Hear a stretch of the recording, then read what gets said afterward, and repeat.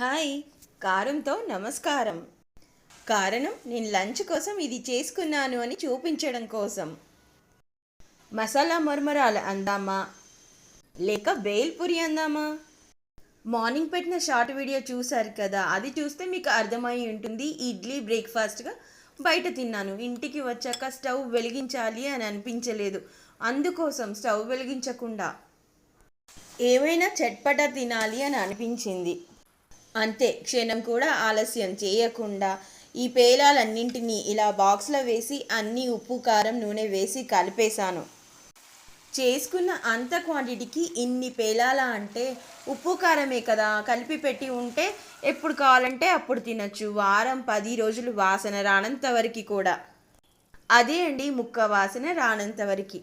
దాదాపు ఈ మధ్య నేను వాడే ఆయిల్స్తో ముక్క వాసన రావటం లేదు.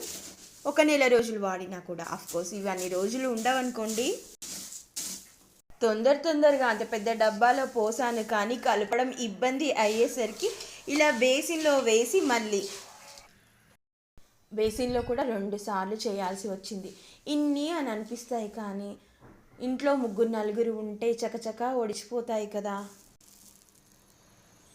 మా పెళ్ళైన కొత్తలో ఎండాకాలం వస్తుందంటే చాలు మా అత్తమ్మ ఇలా పేలాలన్నీ కలిపి పెట్టేసి అందులో పుట్నాలు వేసి పెట్టేవాళ్ళు. ఎవరికి నచ్చినట్టుగా వాళ్ళు తినేవాళ్ళం. అంటే ఆ టైంలో నేను చాలా తక్కువ క్వాంటిటీ తినేదాన్ని. నేను తిన్నా కూడా వాళ్ళకేం నేను తిన్నట్టుగా అనిపించేది కాదు. అసలు ఏం నువ్వు సరిగా తినట్లేదు